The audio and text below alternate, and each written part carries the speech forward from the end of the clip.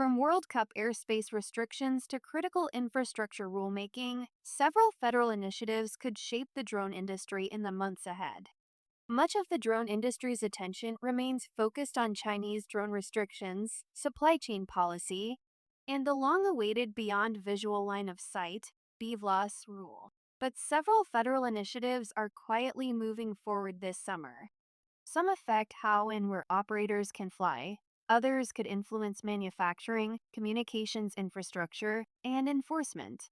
While none has generated the headlines of recent legislative battles, each has the potential to impact drone operators, manufacturers, and service providers. Here are 5 federal drone policy developments worth watching. 1. FIFA World Cup drone restrictions are now active. The first FIFA World Cup drone restrictions took effect in Los Angeles on June 12, as the Federal Aviation Administration (FAA) began implementing temporary flight restrictions (TFRs) around tournament venues. The FAA has established drone restrictions around stadiums, fan events, training facilities, and team base camps in host cities across the United States. The agency says the restrictions are designed to support safety and security during the tournament. For drone operators, the restrictions serve as a reminder that major event airspace management is becoming increasingly complex. The FAA has also highlighted its Drone Expedited and Targeted Enforcement Response (DETER) initiative as part of its enforcement efforts during the World Cup. While the restrictions are temporary, they offer a preview of how federal agencies may approach drone security for future large-scale events. 2. The FAA's critical infrastructure proposal remains open. One of the most significant drone-related rulemakings currently underway has received relatively little attention outside policy circles. In May, the FAA published a Notice of Proposed Rulemaking (NPRM) to implement Section 2209 of the FAA Extension, Safety, and Security Act of 2016. The proposal would establish a process allowing owners and operators of eligible fixed-site facilities to petition the FAA for restrictions on drone operations near their locations. The proposal covers a range of facilities identified by Congress, including certain energy production, transportation, defense, and national security sites. For commercial drone operators, the proposal could eventually affect inspection, mapping, and other operations conducted near designated facilities. The public comment period remains open through July 6th. 3.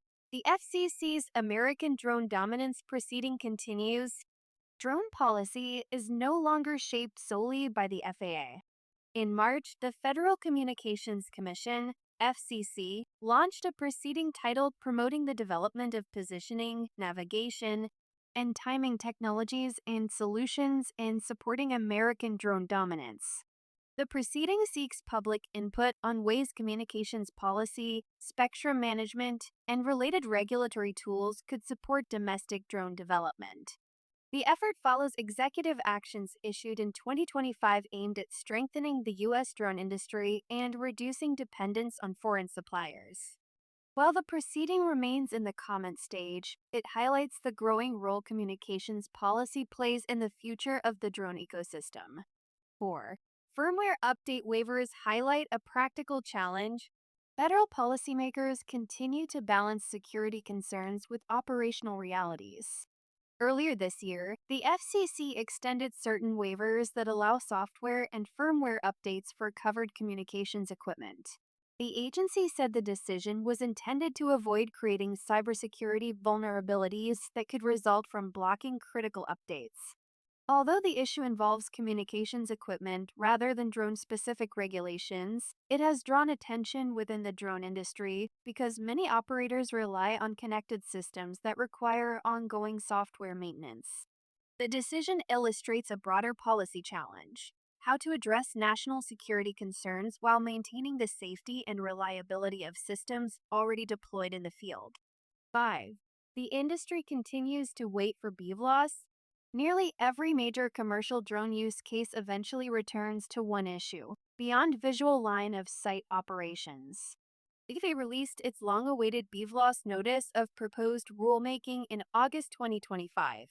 Industry stakeholders submitted comments through October, and the agency is now reviewing feedback. No final rule has been issued. The proposal generated significant interest because BVLOS operations are widely viewed as a key enabler for drone delivery, infrastructure inspection, public safety missions, utility operations, and other advanced use cases.